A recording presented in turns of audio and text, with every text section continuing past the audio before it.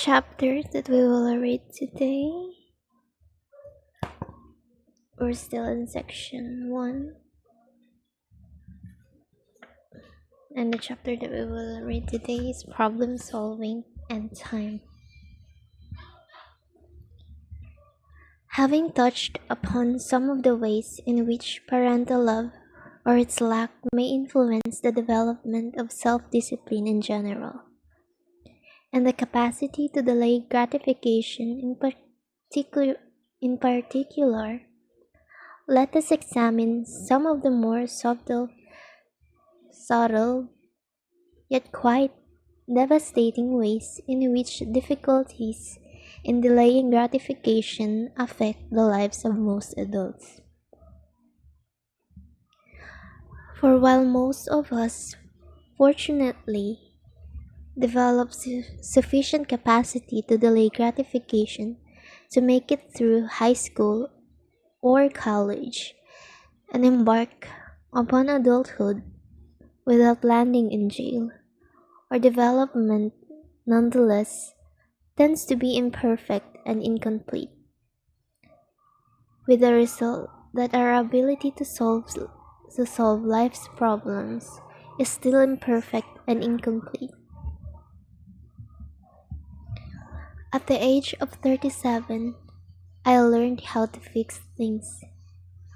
Prior to that time, almost all my attempts to make minor plumbing repairs, mend toys, or assemble boxed furniture according to the accompanying hieroglyphical instruction sheet ended in confusion, failure, and frustration.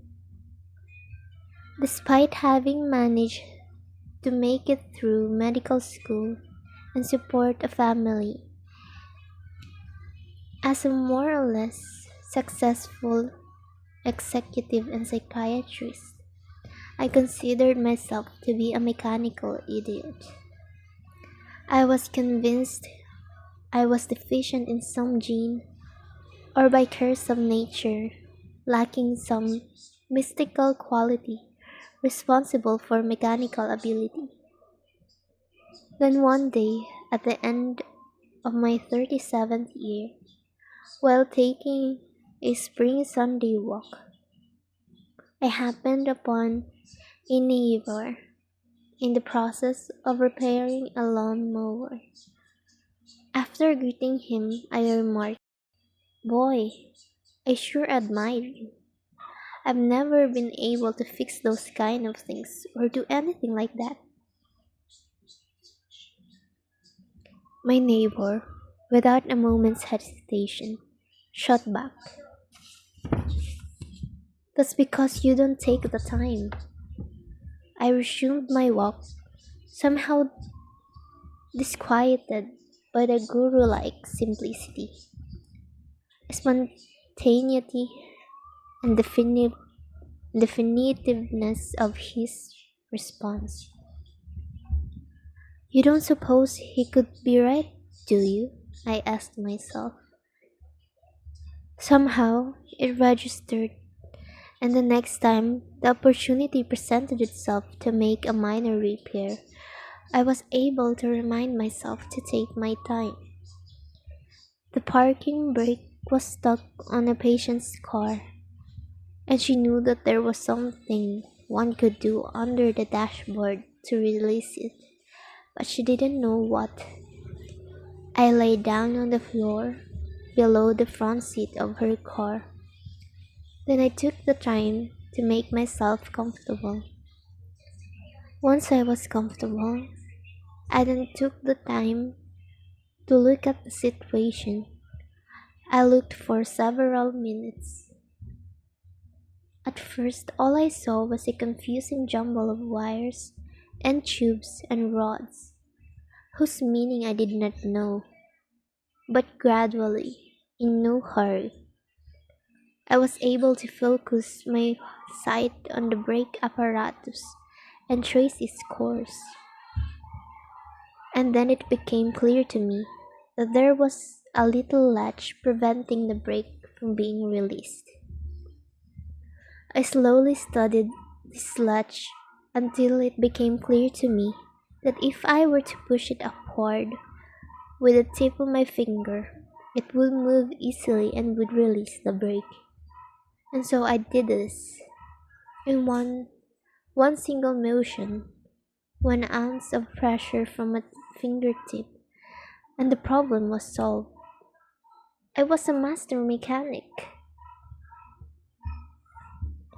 Actually, I don't begin to have the knowledge or the time to gain that knowledge to be able to fix most mechanical failures, given the fact that I chose to concentrate my time on non mechanical matters.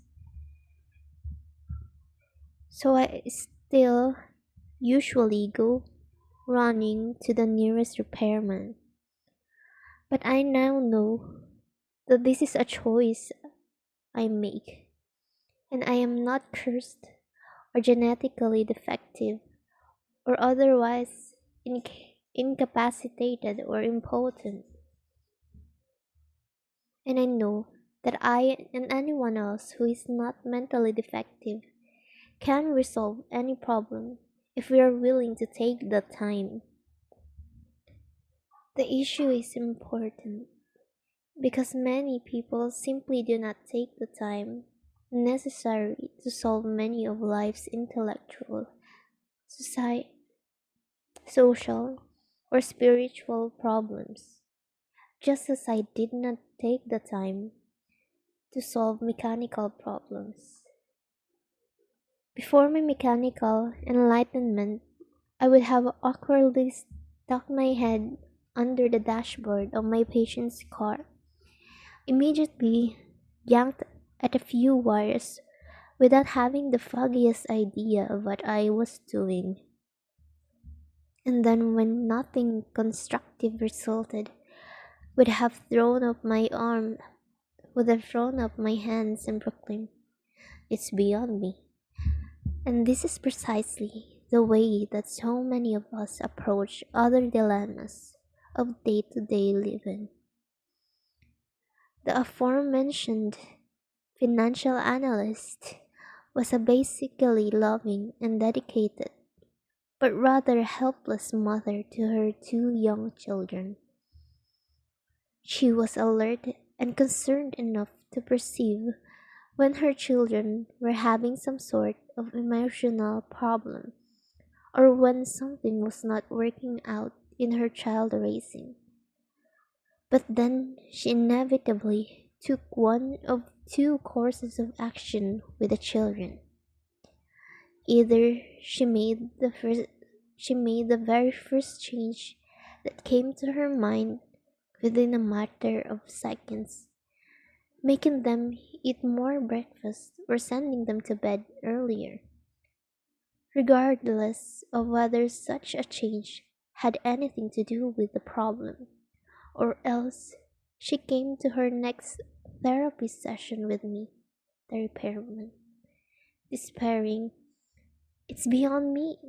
What shall I do?" This woman had a perfectly keen and analytical mind, and when she didn't procrastinate, she was quite capable of solving complex problems at work. Yet, when confronted with a personal problem, she behaved as if she were totally lacking in interest, in intelligence. The issue was one of time. Once she became aware of a personal problem, she felt so discomfited that she demanded an immediate solution, and she was not willing to tolerate her discomfort long enough to analyze the problem. The solution to the problem represented gratification to her, but she was unable to delay this gratification for more than a minute or two, with the result that her solutions were usually inappropriate and her family in chronic turmoil. Fortunately, Through her own perseverance in therapy, she was gradually able to learn how to discipline herself, to take the time necessary to analyze family problems so as to develop well thought out and effective solutions.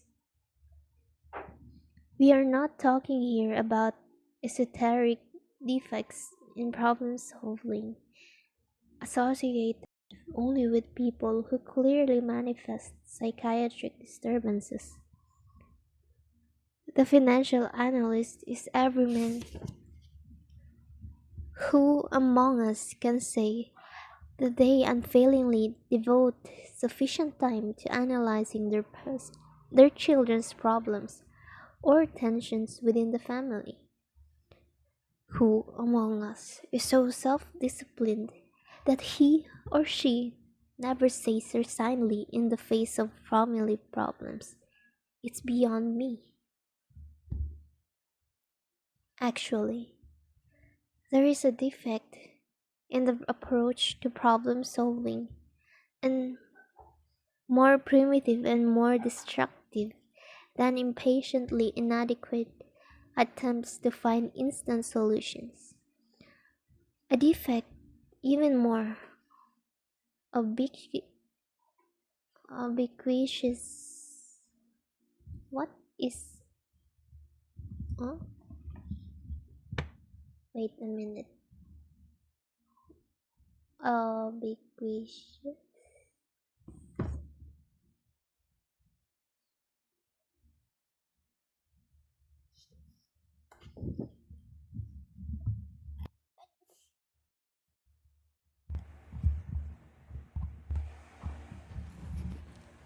Present or referring. Oh, ubiquitous.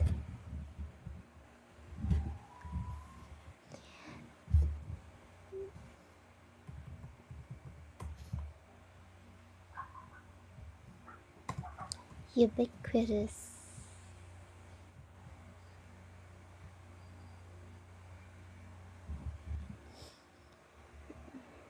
I will read it. But,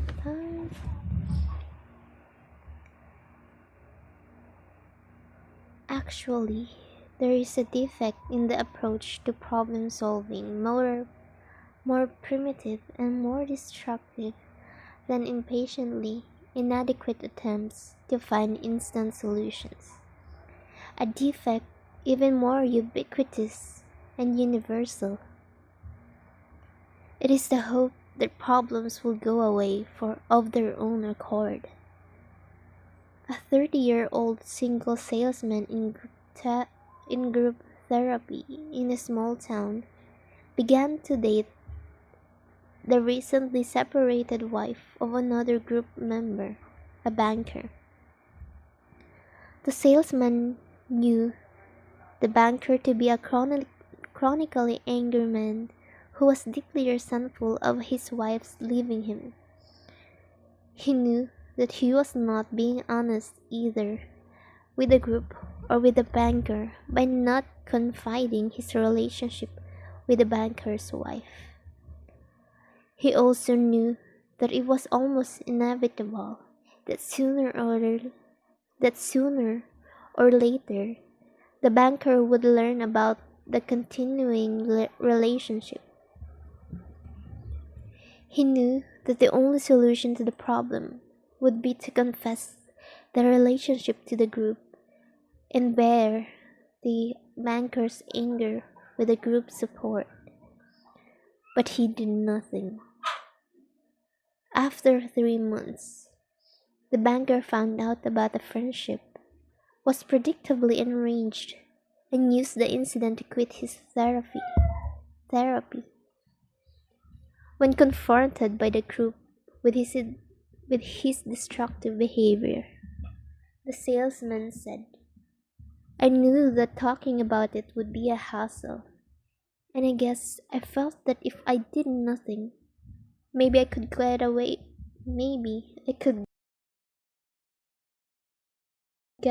with it. I guess I thought that if I waited long enough, the problem might go away." Problems do not go away. They must be worked through or else they remain forever a barrier to the growth and development of the spirit. The group made the salesman aware, in no uncertain terms, that his tendency to avoid problem solving by ignoring a problem in the hope that it would go away was in itself his major problem.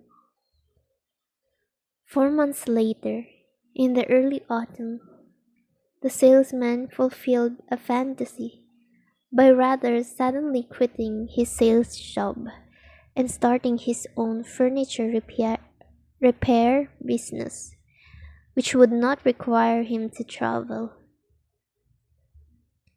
The group deplored the fact that he was putting all his eggs in one basket and also questioned the wisdom of making the move with the winter coming on. But the salesman assured but the salesman assured them he will make enough to get by in his new business. The subject, the subject was dropped.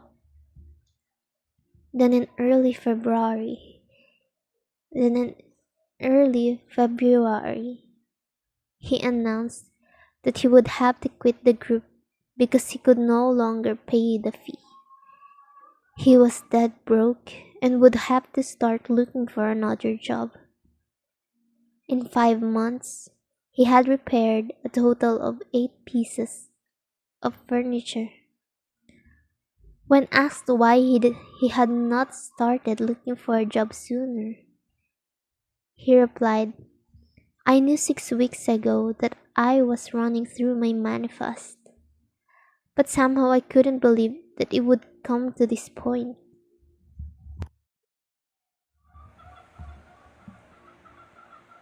The whole thing just didn't seem very urgent. But boy, it's urgent now. He had, of course, ignored his problem. Slowly, it began to dawn on him that until he solved his problem of ignoring problems, he would never get beyond step one, even with all the psychotherapy in the world. This inclination to ignore problems is once again a simple manifestation of an unwillingness to delay gratification. Confronting problems is, as I have said, painful.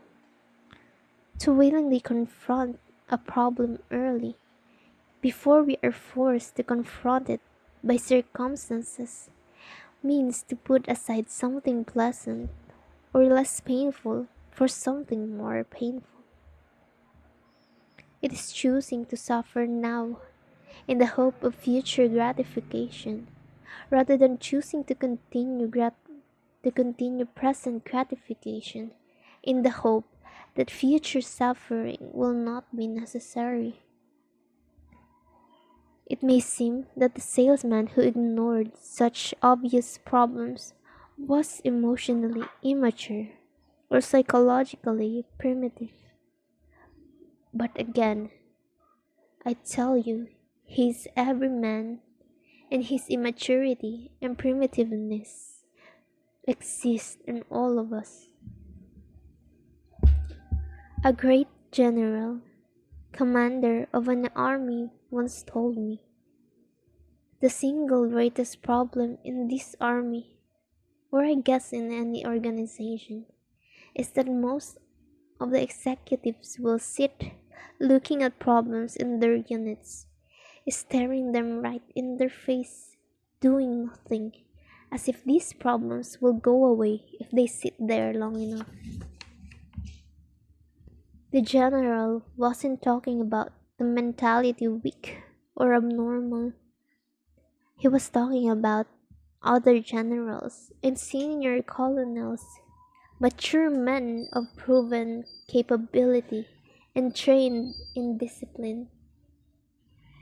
Parents or executives, and despite the fact that they usually ill prepared for it, their task can be every bit as complex as directing a company or corporation.